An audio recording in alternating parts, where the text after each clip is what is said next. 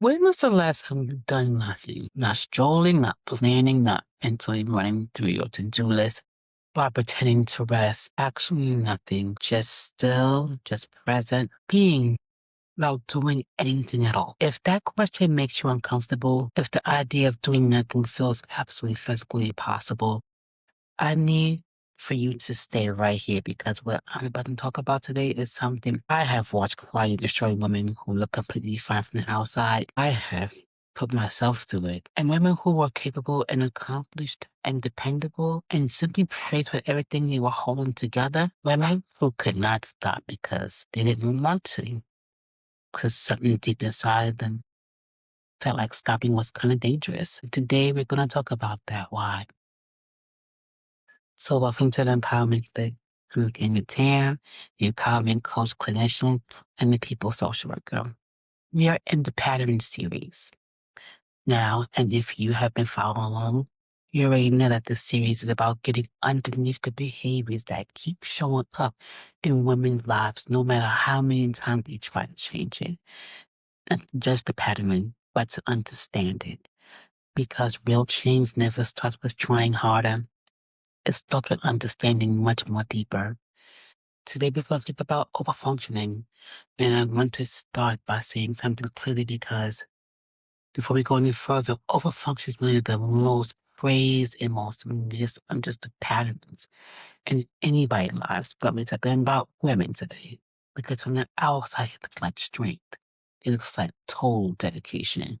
It looks like you're being a good mom, partner, employee, best friend.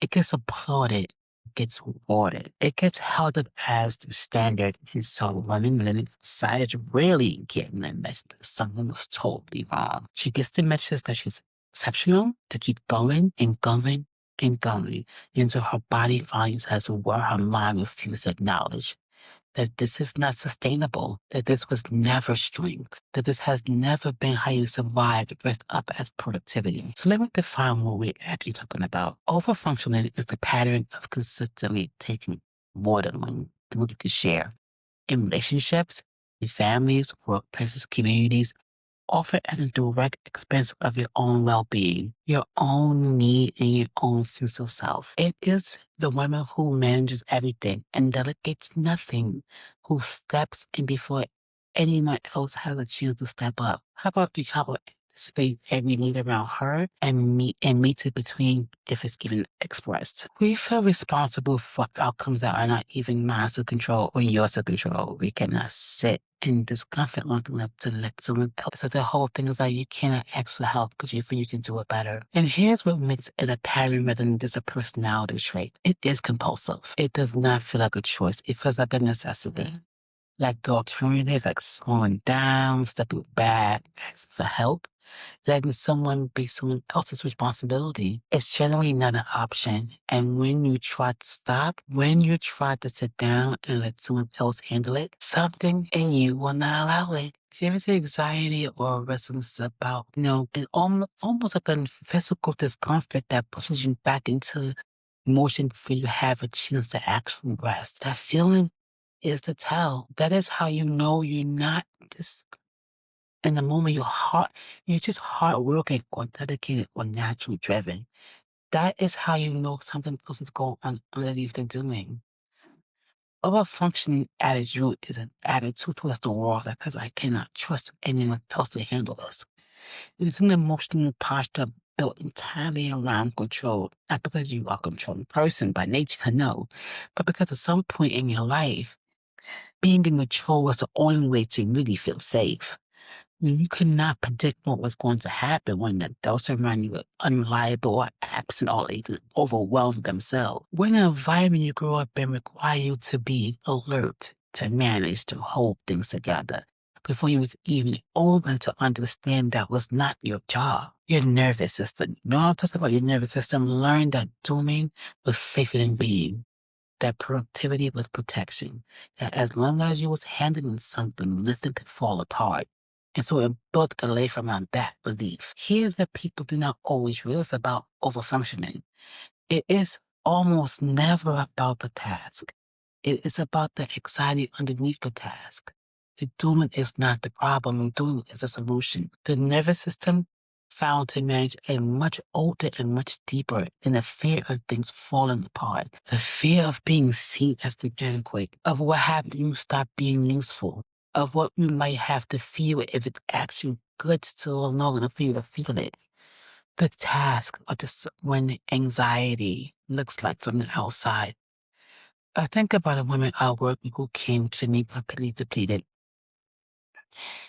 She managed her housing, raising children, holding down a demanding job, caring for each parent, showing up for her friends, and still volunteering in her community. And when I asked why she could not slow down, not in a judgmental way, but genuinely, what happened if you just stop? She said something I will never forget. She said, if I stop, everything will fall apart. And I said to her gently, or does it feel like you fall apart? Because those are two very different things. She started to cry because she was in that moment that the terror was not really about her household or her children or her job. It was about her, about what she was afraid she would find or lose. If she stopped long enough to actually be with herself, the overfunction was not holding her life together. It was keeping her from having to face something much deeper and much more personal than aiming to do this. This is a truth underneath most overfunctioning. It's not about capacity. It's not about capability. It is about avoidance. And it is about a self-worth that has become so entangled with productivity that the woman genuinely does not know who she is when she's not doing something. And that is when it becomes a self-worth conversation. Because when you value in your own eyes and your understanding of how others see you, it's built almost entirely on what you produce, what you manage, and what you hold together. Stopping becoming this existential like threat is not just rust. It's like it feels like reassurance. It feels like if I'm not doing anything, I'm not worthy. If I'm not needed, I'm not valuable. If I'm not the one holding it together, I don't have a place here. And so you keep going. Not because you want to, but because stopping feels like it's disappearing. Let me give you another picture. A woman in a relationship wishing this everything. She managed the household, the emotional temperament of the relationship. She displays her partner's needs, plans around them, adjust herself to accommodate them. She does this so consistently and so completely that her partner has essentially stopped trying to contribute. Because hell, she's already handling everything and she resents this deeply. But she cannot stop because every time she tries to pull back, the anxiety of watching things not be handled the way she would handle them is more than she can tolerate. And of course, she steps back in and the cycle continues. The resentment builds and she gets more exhausted.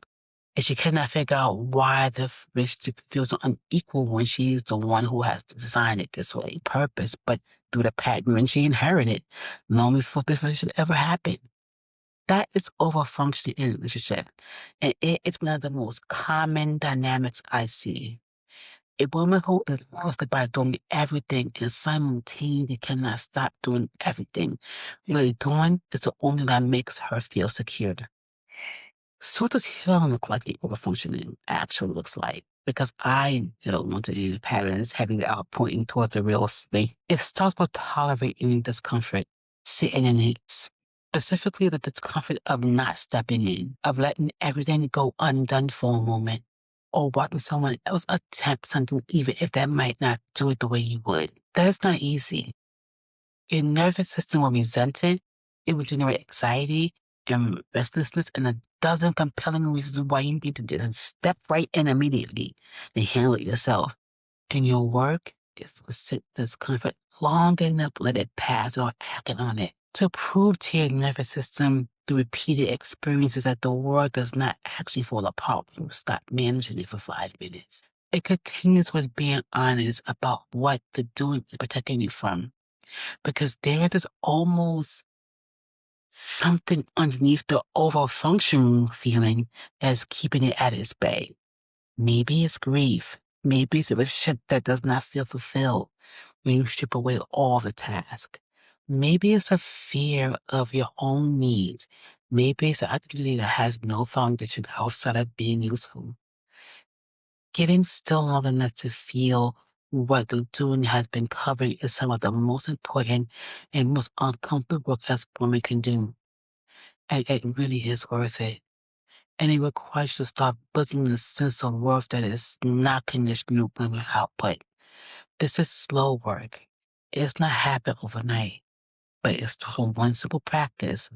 Noticing when you are doing something out of the genuine desire versus doing something out of fear of what happens if you don't. That distinct practice consistently being separate who you are from what you do, and the separation is everything. I want to close with this. The women who come after you are watching how you move through the world, your daughters, on what it every day, what a woman life is supposed to look like. Every time you choose to rest without guilt, each and every time you let someone else step up without immediately stepping back in, every time you decide what your worth is, not measuring by your output, you are teaching them something that nobody taught them. And nobody's taught you that a woman's value is inherent, that she does not have to earn her place in every room she walks in, that she's allowed to stop, that stopping is not failure. The rest is not laziness, that being is just as important as doing. You have been doing enough for a long time. It's time for a little step back. Just a little while. No, fumbling a little while. For a whole and see what you can find there. If this video opens something up for you and you are ready to start looking honestly at the patterns that have been running your life, my free attitude on Scott is waiting for you at the link in the description. It was built exactly for this moment, for the woman who was tired of doing everything and ready to understand why she cannot stop. Grab it, absorb it. It's free. Go at your own pace. And it is the real starting point. And if you have not subscribed to the Empowerment Click yet, please do that now because we have so much more that we got to do. This is a vibe check.